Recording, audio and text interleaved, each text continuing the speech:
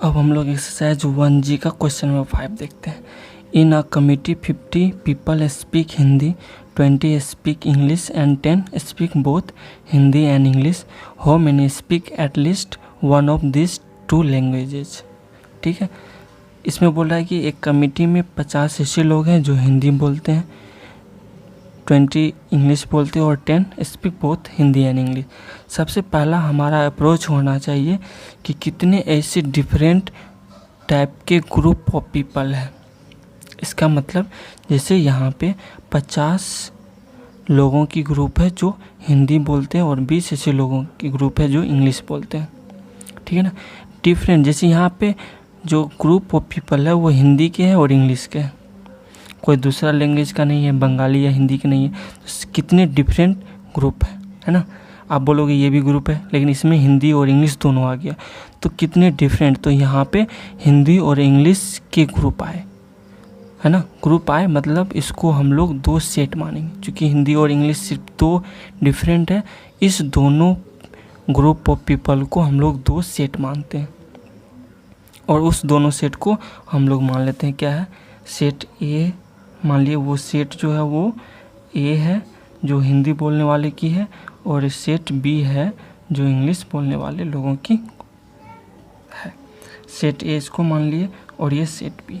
ठीक है, language set से रिलेटेड जो भी क्वेश्चन लैंग्वेज वाले होंगे उसमें सबसे पहला स्टेप हमारा ये होना चाहिए कितने डिफरेंट ग्रुप बने या कितने डिफरेंट सेट बने। जैसे यहाँ पे 2 जब सेट बनेंगे वेन डायग्राम से, तो इसी से रिलेटेड क्वेश्चन होंगे।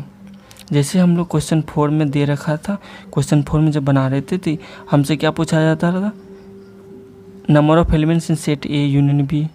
तो आप क्या करे थे, number of elements in set A plus number of elements in set B minus number of elements in set A union B. तो हमें समझने की जरूरत है कि ए यूनियन बी को क्या बोलेंगे।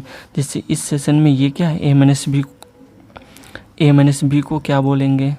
ठीक है ना, ये जब समझ लेंगे, जैसे इसको ए इंटरसेक्शन बी को क्या बोलेंगे ना, ये बी माइनस ए को।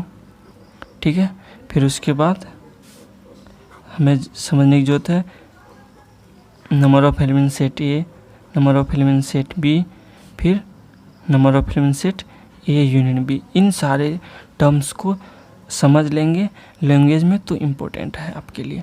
जैसे ए माइनस बी, तो इस वाले पोर्शन को क्या बोलेंगे, ये वाला पोर्शन हिंदी बोलने वालों की ग्रुप है और इसमें इंग्लिश भी इंक्लूडेड है।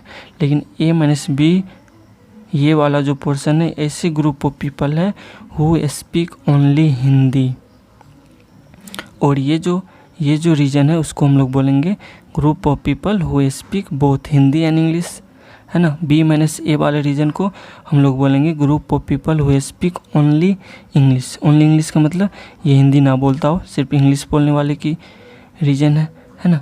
और ये नंबर ऑफ ये तो समझ रहे हैं कि group of people who speak Hindi बोलता, ओनली नहीं लगाएंगे क्योंकि इसमें इंग्लिश वाले भी इंक्लूड हो गए। बी ये वाला रीजन है तो group of people who speak English. अब जब ए यूनियन बी रहेगा तो इस रीजन को हम लोग क्या बोलेंगे, तो group of people who speak at least 1 language. कोई भी लैंग्वेज बोलता हो, यहाँ हिंदी बोल रहा है, यहाँ दोनों बोल रहे हैं, और ये वाले लोग जो हैं वो सिर्फ इंग्लिश बोल रहे हैं। तो ए यूनियन बी का मतलब इस पूरा रीजन आ जाए, यानी group of people who speak any languages या स्पीक एट लीस्ट 1 लैंग्वेज।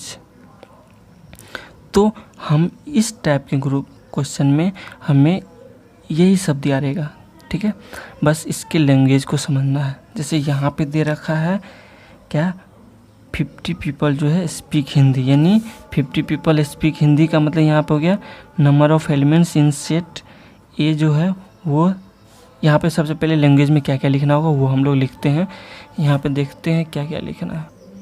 यहाँ पे सबसे पहले हमने ये सेट ए और सेट बी माना, तो यहाँ पे लिखेंगे let A is the set of people who speak Hindi, ठीक है। एंड बी इज द, अब द लगाओ या ना लगाओ, B is the set of people who speak English, है ना। ये ए और बी सबसे पहले हम मान लिए कि जो ग्रुप ऑफ पीपल जो हिंदी बोलते हैं उसको सेट ए माने, और group of people who speak English उसको हम बी माने। फिर उसके बाद हम लोग वेन डायग्राम जो ड्रॉ किए वो कर सकते हैं। अब क्या दिया हुआ क्वेश्चन, इसी सब टर्म से दिया होगा, ए माइनस बी के फॉर्म में होगा या इंटरसेक्शन बी या इन सब टाइप में दिया रहेगा, कोई थर्ड पूछेगा, ठीक है ना। तो यहाँ पे दिया हुआ है 50 जो लोग हैं वो स्पीक हिंदी, यानी कहने का मतलब आपको दिया हुआ, यहाँ लिख सकते हो from question number of elements in set ए, ये दे रखा है 50 और 20 जो लोग हैं वो इंग्लिश बोलते हैं। Number of elements in set B जो है वो दिया हुआ है 20।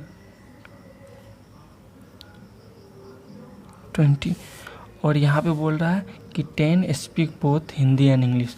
तो बोथ हिंदी एंड इंग्लिश को हम लोग इस फॉर्म में क्या लिखेंगे, बोथ हिंदी एंड इंग्लिश, यानी ये बोथ ये वाला रीजन होता है ए इंटरसेक्शन बी, एंड ये लिखा हूँ फ्रॉम क्वेश्चन, ठीक है ना, from question and number of elements in set A intersection B equal to 10 दिया हुआ। तो हमसे क्या पूछ रहा है, तो how many speak at least one of this two language.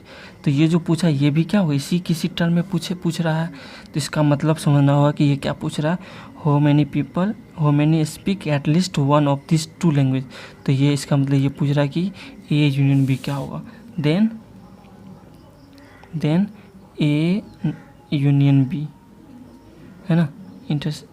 ये number of elements in set A union B हो जाएगा number of elements set A plus number of elements in set B minus number of elements in set A intersection B. ये क्यों कैसे होता है ये हम पिछले क्वेश्चन में देख लिए हैं, ठीक है ना, आप इसको देखोगे। तो ये है 50 दिया हुआ, तो 50 प्लस 20 माइनस 10 सॉल्व करेंगे, ये हो गया 60।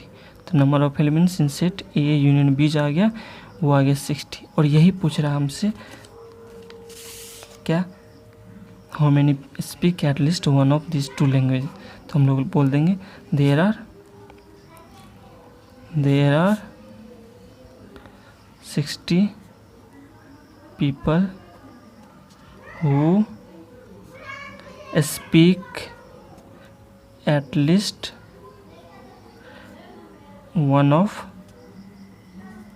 these two languages, ठीक है। ओके, सबसे ज़्यादा इम्पोर्टेंट हमारे लिए ये सारा टर्म है, इसको लैंग्वेज में समझने की ज़रूरत है।